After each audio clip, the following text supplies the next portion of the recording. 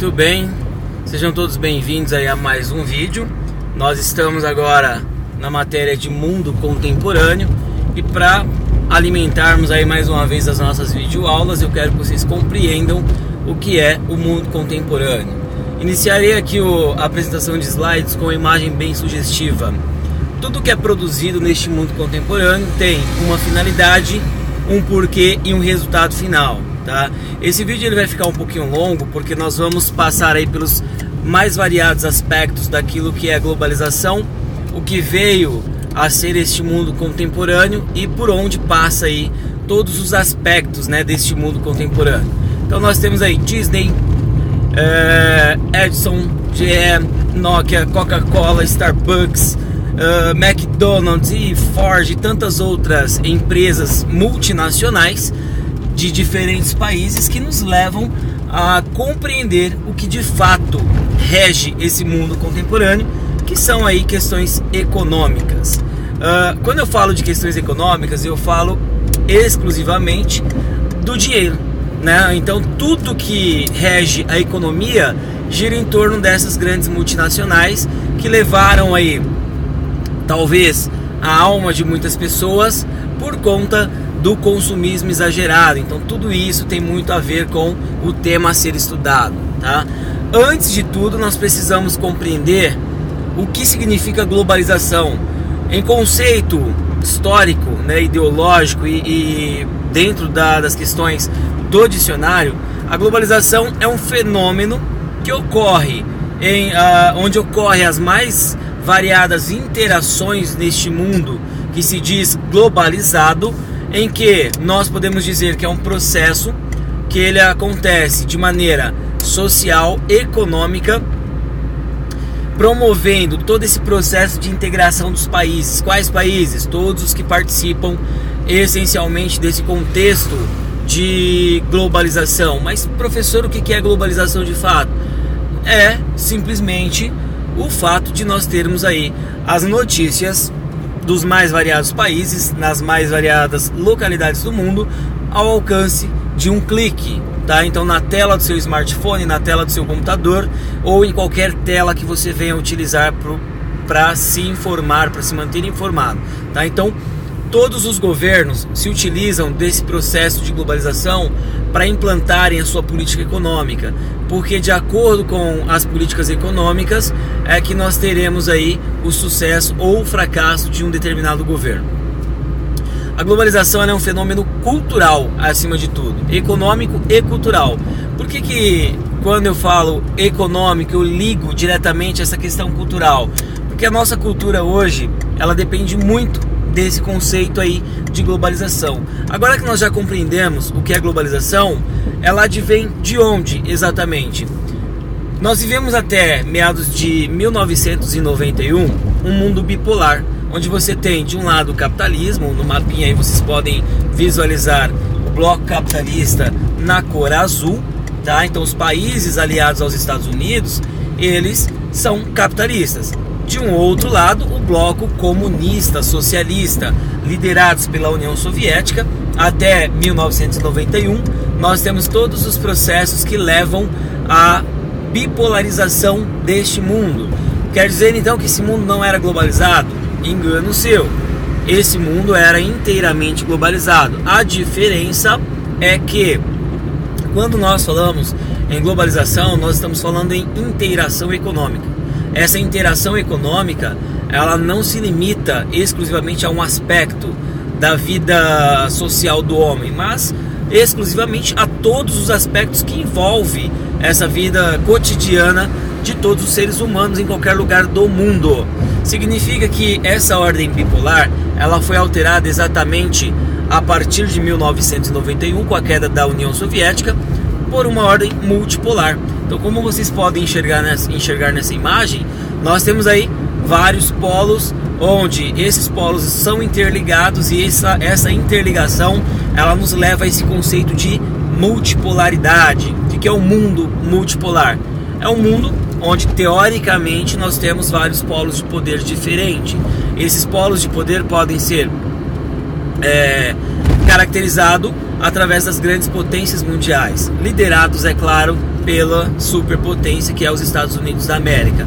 Logo, compreende-se que esse mapa é uma mera ilustração daquilo que nós estamos vivendo hoje, um mundo multipolarizado.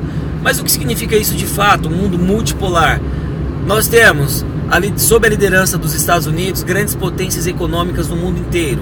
Essas grandes potências econômicas, elas giram o capital financeiro de todo mundo. Ela concentra o capital financeiro e ela distribui de uma maneira em que elas possam obter cada vez mais lucros e os países subdesenvolvidos e em desenvolvimento possam se sujeitar aí aos seus interesses.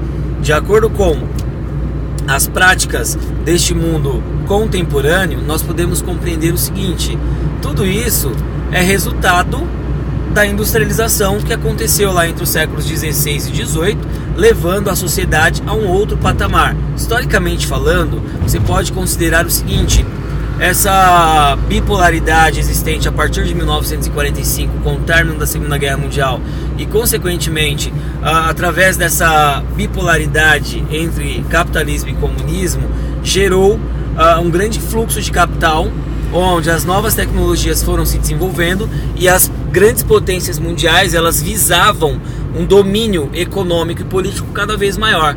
Os Estados Unidos, para não ficar atrás, eles simplesmente assumem a ponta, assumem a liderança desse mega bloco econômico e formam aí os mais variados mecanismos para controlar a economia global. Isso é fato. O que nós podemos compreender então? Nós podemos compreender o seguinte: não há a possibilidade de termos essencialmente uma ordem bipolar, sendo que a economia global ela é interligada. Por exemplo, o Brasil, nós vamos falar a nível de Brasil um pouquinho. O Brasil é uma economia em desenvolvimento, mas que desde o século XIX, quando alcançou a independência junto à metrópole portuguesa, se submete aos interesses norte-americanos. Isso é bom? É claro que não. Tudo que nós estamos vivendo, nós vivemos em completa dependência dos Estados Unidos da América. Isso é óbvio, tá? É como se nós fôssemos não. Na verdade nós somos de fato o quintal dos Estados Unidos da América. E esse quintal, se você tem casa e tem um quintal, você sabe que dentro do seu quintal quem manda é você, e você pode fazer aquilo que você bem entender. É exatamente isso que acontece com o Brasil e o brasileiro, pois nós estamos nas mãos dos Estados Unidos. Na ordem multipolarizada, existe mega blocos que regem a economia global, mas todos eles se submetem aos interesses norte-americanos. É claro que um conflito entre essas superpotências geraria problemas inimagináveis. Quando que ocorre essa multipolaridade no mundo contemporâneo, né? O advento do mundo contemporâneo, como nós estamos falando, ele não é algo novo. Ele não vai acontecer após a Guerra Fria, como o material didático geralmente ele vem trazendo para nós. Essa ordem multipolar, aliás, o conceito de globalização, né, e o mundo contemporâneo, eles são muito mais antigos do que nós imaginamos. Por exemplo, a globalização ela não acontece quando nós temos efetivamente o desenvolvimento de novas tecnologias da forma que nós conhecemos hoje. Afinal, as grandes navegações foram o pontapé inicial para esse processo de globalização. Da mesma forma que a Revolução Francesa vem sendo, foi o pontapé inicial também para uma ordem multipolar, onde várias nações dominam sobre outras nações, instituindo novas formas de governo, logicamente liderados pela alta burguesia de cada Estado nacional que se formou a partir da Revolução Francesa, pautado principalmente nos ideais iluministas. Então tudo isso é muito mais antigo do que nós imaginamos. Mas essencialmente o recorte histórico que nós precisamos compreender é quando que foi instituído a ideia de mundo contemporâneo para nós, da forma que nós compreendemos hoje. Após a queda do Muro de Berlim, em 1989, nós temos a queda simbólica da Guerra Fria, em que o capitalismo e o comunismo eles se opunham, fazendo com que, essencialmente, nós tivéssemos aí a instituição de uma nova ordem mundial. Então, O Muro de Berlim, ele significa, é um marco importante para nós compreendermos o fim da Guerra Fria, o fim do mundo bipolar e a queda aí da velha ordem mundial, dando espaço para uma nova ordem. De acordo com as pesquisas históricas, nós temos aí um reordenamento do mundo contemporâneo. De que forma?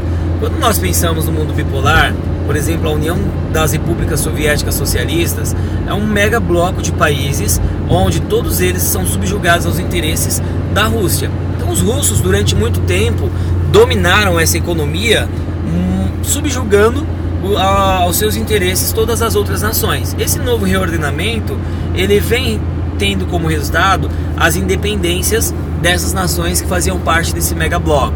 E aí o fim do mundo bipolar é marcado eventualmente pela queda do Muro de Berlim e consequentemente pela nova ordem mundial, que é uma ordem multipolar.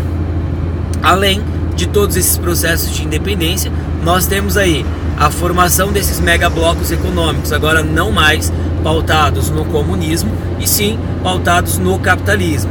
Para nós entendermos de fato o que aconteceu nesse novo reordenamento mundial e consequentemente a transformação aí da antiga União Soviética e a independência desses países, nós precisamos passar aí por alguns governos pós-morte de Joseph Stalin. Stalin, como sempre, né, nós estudamos, foi um grande ditador dentro da União Soviética, instituiu ali as suas políticas governamentais de acordo com seus interesses próprios, né? Contabiliza-se aí na sua conta cerca de 53 milhões de mortos durante todo o seu governo. Então o Stalin, teoricamente, né, matou mais do que o próprio nazismo. E é engraçado falarmos isso porque tudo isso foi pautado nos interesses comunistas. De acordo com a história, nós podemos compreender da seguinte forma: não há a possibilidade de nós termos uma transformação de governo sem que haja uma modificação na estrutura social. Por exemplo, o Sr. Khrushchev, ele vai assumir após a morte de Joseph Stalin com pretensões políticas aí que giram em torno de uma limpeza geral na União Soviética. Qual era a sua pretensão máxima? O Khrushchev, ele vai trazer para nós um conceito de que é preciso promover uma política de crescimento dentro da União Soviética, mas sem perder os padrões e os valores anteriormente construídos. Isso aí não vai durar muito tempo, tanto é que ele vai ser substituído e o próximo presidente, ele vai trazer para nós esqueci o nome do fulano aqui. Ele vai trazer para nós o seguinte: uma ideia, né, de que é preciso transparência política para que haja aí a reconstrução dessa União Soviética. Logo, nós compreendemos o seguinte: o Mikhail Gorbachev, ele vai assumir a Rússia da seguinte forma: ele institui dois modelos de política, né? Os dois se completam, a Glasnost e a Perestroika, tá? Então existe uma reabertura política e econômica da União Soviética, uma transparência e a reestruturação. Para o Gorbachev é extremamente necessário que haja todo esse processo para que posteriormente nós tenhamos aí uma reestruturação econômica, social e política da União Soviética. Então vamos compreender aqui o que de fato significa a Glasnost e a Perestroika. Mikhail Gorbachev, ele assumiu aí o controle da União Soviética e ele traz para nós, né, essas duas políticas econômicas. Então a Glasnost, ela vem trazendo para nós a transparência, né? E a Perestroika, esse processo de reconstrução. A definição exata está aqui no slide para vocês, então a gente não vai se atentar muito a isso, mas fato é que ele vem trazendo uma política inovadora. Com isso, nós teremos uma reabertura, tanto política quanto econômica, da União Soviética. No meio de tudo isso, acontece aquilo que nós gostaríamos que acontecesse, que é nada mais nada menos que o processo de independência das nações que faziam parte da União Soviética. Então vejam bem, a Glasnost e a Perestroika vem trazendo para nós um conceito inovador, tá? Na verdade inovador para a União Soviética, que viveu durante muitos anos sob o jugo aí do comunismo, do socialismo stalinista. diante de uma nova política econômica, eles se veem obrigados a promover uma reabertura econômica, promovendo principalmente não apenas essa reabertura, como também o processo de crescimento econômico aliado aí aos interesses capitalistas. Logo, formou-se aí a Comunidade dos Estados Independentes, lá no dia 8 de dezembro de 91, tá? Então essa comunidade ela vai ser criada com o principal objetivo de estabelecer um sistema econômico único para essas nações independentes aí após a queda da União Soviética.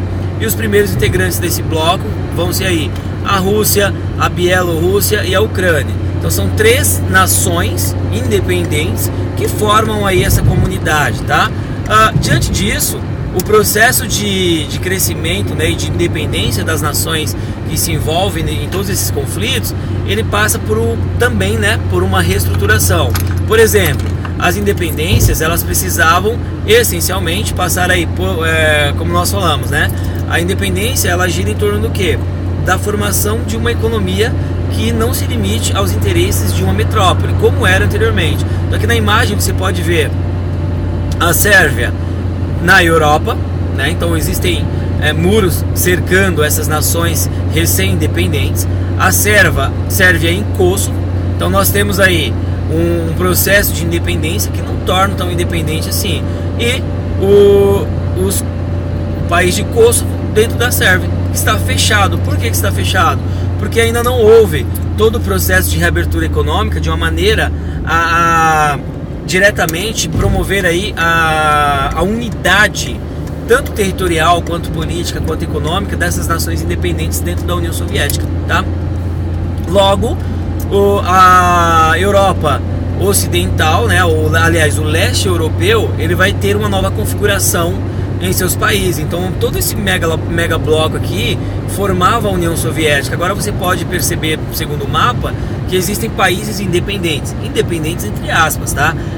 A independência ela gera um custo muito grande, como foi no caso do Brasil. Nós aderimos aí a uma independência mediante ao pagamento de uma dívida externa muito grande com os portugueses. Esses caras, eles devem obrigações aí com a comunidade dos estados independentes e consequentemente com os megablocos que vão se formando aí após esse processo de independência. Então você percebe aqui uma fragmentação da antiga União Soviética em vários países diferentes. Com tudo isso, nós podemos compreender o seguinte: todas as divergências que existem dentro do leste europeu e dentro da própria Europa como um todo, no contexto geral, gera diferentes crises econômicas. Então nós vemos aí o porquinho, né, com a carinha triste. O euro, ele começa a sofrer variações, e essas variações levam aí consequentemente à quebra financeira de muitas nações. Como por exemplo aqui nós temos a Grécia, a Irlanda, Portugal, a Espanha. Posteriormente nós vamos ter a Itália passando por um processo de crise muito grande. Tudo isso vai ser relacionado inteiramente àquilo que nós conseguimos, né, perceber desde os anos 90 até aqui, que constantemente o mundo atravessa crises econômicas gravíssimas. Por que isso acontece? Antes de nós termos a formação desses megablocos econômicos do mundo, nessa nova ordem mundial, a ordem multipolar, a dependência ela era mínima, né? Então quem regia o capitalismo era os Estados Unidos, quem regia o comunismo era a União Soviética. Logo você não tem uma diferenciação econômica muito gigantesca entre uma nação e outra. Ou você adere a um ou você adere a outro. Agora não. Agora você tem várias moedas, vários países e uma reestruturação política e econômica que vai passar aí por momentos cada vez mais complexos dentro desse mundo contemporâneo. É por isso que as crises elas acontecem constantemente dentro da sociedade e principalmente dentro da comunidade europeia, né? Então a partir da crise de 1929, né, que foi a queda da Bolsa de Valores de Nova York, né, a Grande Depressão, o mundo não se livrou mais desse processo de crise. Logo você percebe o seguinte: sempre que há uma variação de preços, um aumento no dólar ou no euro, ou seja lá em qual moeda que for, dentro da comunidade europeia e consequentemente nos Estados Unidos, existe uma possibilidade, uma probabilidade muito grande do mundo atravessar uma nova crise econômica, principalmente se nós percebermos aí que houve uma queda muito drástica. Então houve aí a criação do sistema Bretton Woods, tá? Entre 1944 e 1973, nós temos aí esse sistema vigorando. É um sistema monetário que vai sistematizar aí as taxas de câmbio. Significa que as 3 principais moedas do mundo, que é o dólar, o euro e o iene, eles estarão subjugados a uma taxa de câmbio, então não pode existir uma variação acima dos 6%, isso definido por essas grandes potências, e promove também uma abertura econômica ao comércio internacional. É isso que o mundo contemporâneo traz. Nos ativos financeiros que foram aí alterados ao longo do tempo, principalmente por esse sistema Bretton Woods, vai trazer para nós uma desvalorização cambial de todas as outras moedas e a valorização dessas 3, levando essas grandes potências aí que detêm o poder econômico a um patamar cada vez maior, tá? As pequenas economias, elas foram drasticamente afetadas. É por isso que nós passamos aí por várias e várias crises econômicas ao longo do tempo. Quando há uma crise econômica, é lógico que os grandes empresários sofrem, mas eles são os menos afetados, porque a única parcela que é afetada de fato dentro dos processos aí, basicamente são os lucros desses caras. Então, o que é uma crise quando se obtém lucro diariamente com a exploração do homem pelo próprio homem? Então, logo, compreende-se que as crises econômicas, elas são um problema, não drasticamente para os empresários, mas sim para a classe trabalhadora em um contexto geral, porque todos os empresários, eles vão tirar da classe trabalhadora aquilo que realmente eles precisam para recuperar a sua economia. Então, não falta comida na mesa de um grande empresário, não falta comida na mesa de um grande político, não falta água, não falta absolutamente nada quando nós vivemos aí tempos de crise. Falta na mesa do trabalhador em geral, porque os preços aumentam para que haja aí uma superação da crise. Aqui na imagem você pode perceber, né? Nós temos as pessoas como se elas estivessem retornando aos primórdios. Na verdade, essas pessoas, elas poderiam até ter sido melhores ilustradas se tivessem colocado os trabalhadores comuns, tá? Mas é lógico que os empresários, eles indiretamente eles sofrem com essa crise, mas tomam as medidas necessárias para recuperar aí a economia de maneira rápida e eficiente. Claro, e essa eficiência passa pela exploração do trabalhador. Com base em tudo isso, nós temos uma integração econômica, né? Esse mundo contemporâneo traz para nós todo o processo de integração econômica de todas as nações. A ideia é aquilo que eu já falei para vocês: a exploração das economias pequenas giram em torno aí de grandes economias. Logo você pode compreender o seguinte: a partir do momento que nós somos um país, né, a nível de Brasil, em desenvolvimento, logicamente nós teremos aí uma exploração cada vez mais massiva por parte dos Estados Unidos. Bem-vindos ao mundo contemporâneo, é exatamente isso que acontece. A contemporaneidade, ela vai ser resultado direto da interferência política e econômica das grandes potências nas nações menores, né? Economicamente falando, as nações em desenvolvimento ou subdesenvolvidas. É por isso, por exemplo, que quando pegamos o continente africano, nós temos um continente tão pobre. A justificativa para tudo isso as grandes potências dão o seguinte, né? A falta de recursos naturais, a falta de investimentos por parte dos governos de determinados países, mas a grande verdade é que tudo isso é um resultado profundo da exploração que houve aí por mais de 4 séculos do europeu em relação ao continente africano, né? O saque das riquezas do continente africano para financiar aí esse mundo contemporâneo dentro da ordem multipolar, dessa nova ordem mundial, tá? Então, basicamente, nós temos aí um processo em que o mundo ele passa por vários momentos diferentes, né? Então, nós temos aí várias crises econômicas, nós temos uma ordem multipolar que precisa se posicionar como uma ordem extremamente grandiosa, se colocando como os principais pensadores do mundo contemporâneo, né, em uma escala global. Então essas nações, elas nunca se subjugarão a outras nações economicamente falando e politicamente. Logicamente que a reestruturação econômica, ela passa pelas mãos dessas grandes nações, certo? Então uma empresa em crise, ela vai ser um problema aí para o mundo globalizado. Então, diante disso, nós temos aí as perspectivas dessa globalização, que vai gerar aí um fluxo de capital cada vez maior. Então uma empresa que torna-se uma multinacional, ela tem muito mais chance de sobrevivência no mercado, porque a transferência dos seus recursos para nações menores, onde a mão de obra é explorada e a matéria-prima existe em abundância, é um preço de custo muito baixo, é extremamente interessante para elas. Nós temos aí uma construção de um conceito de empresa cada vez mais sólida, né, solidificada aí nos interesses de cada um deles. A mão invisível do Estado, então a não interferência do Estado na economia, torna-se cada vez mais importante para esses caras, para que eles possam ter mais e mais lucros ao longo do tempo, além de uma crise no sistema capitalista que vai gerar aí um socorro financeiro. Então sempre que há crise, o governo entra com medidas, né, protecionistas para levar aí a economia do Estado lá em cima. Então existe uma elevação, além do déficit público, onde as pessoas elas realmente participam de todo o processo, mas elas não colhem os louros, né, os lucros de tudo isso. Nós temos a bolha da subprime, né, em 2008, que é a crise europeia que vai acontecer, e essa crise ela vai afetar em escala global todos os países. E quando nós falamos em escala global, a gente não está falando só de um ou outro continente, mas de todos, porque hoje, de acordo com o eurocentrismo que nós vivemos, todas as nações dependem exclusivamente dos Estados Unidos e da Europa, além da correta administração que acontece aí a partir do século XX, onde nós temos um processo de crescimento administrativo muito grande dentro das nações.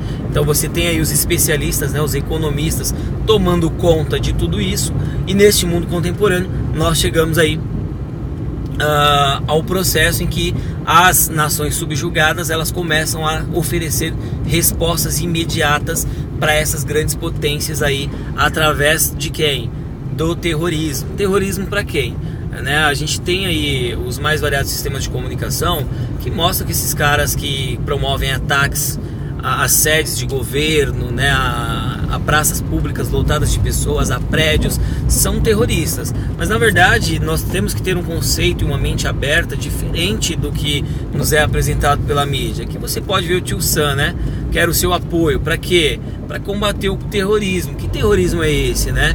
Que os Estados Unidos pode perfeitamente invadir a Síria, o Iraque, o Irã e todas as outras nações a partir da década de 90, pode financiar aí, por exemplo, a guerra do Vietnã, a guerra das duas Coreias, para implantar o seu sistema capitalista, e não são considerados terroristas. A grande questão é, economicamente falando e politicamente falando, os caras têm poder para isso. Logo, entende-se que esse poder ele pode ser empregado na construção de uma imagem positiva a favor dos Estados Unidos e das nações europeias, e uma imagem extremamente negativa em relação a todas as nações do Oriente Médio, do continente africano, ou qualquer uma que se oponha aí aos interesses norte-americanos. Então essa guerra ao terror ela é muito relativa, tá? Nós temos aí vários processos. O que de fato vem desencadear essa guerra ao terror é essencialmente o ataque às Torres Gêmeas. Esse ataque às Torres Gêmeas ele vai ser aí o pontapé inicial para todo esse processo, onde o terrorismo ele precisa ser combatido. Então você tem vários exemplos aqui no slide, né, de como esses caras se utilizam da mídia e da informação de fácil acesso às pessoas para controlar aí a economia e principalmente aquilo que as pessoas pensam. Nós vivemos neste mundo contemporâneo de uma forma onde o mundo ele está em constante guerra. Na verdade, o mundo ele não se reconhece mais. Ele não sabe exatamente o que está acontecendo. Então o mundo ele chora ao perceber tudo aquilo que está sendo aí feito, tudo que está acontecendo, tudo que está sendo promovido aí através de todo o processo. Então o mundo ele passa por esse processo, né? Essa contemporaneidade, ela traz problemas inimagináveis para nós. E tudo agora você vai perceber que existe um fundamento, né? Esse fundamento ele gira em torno aí desse processo de globalização. Tá? As imagens elas são ilustrativas só para você ter certeza, né, ou noção daquilo que nós estamos vivenciando no mundo globalizado, nesse mundo contemporâneo.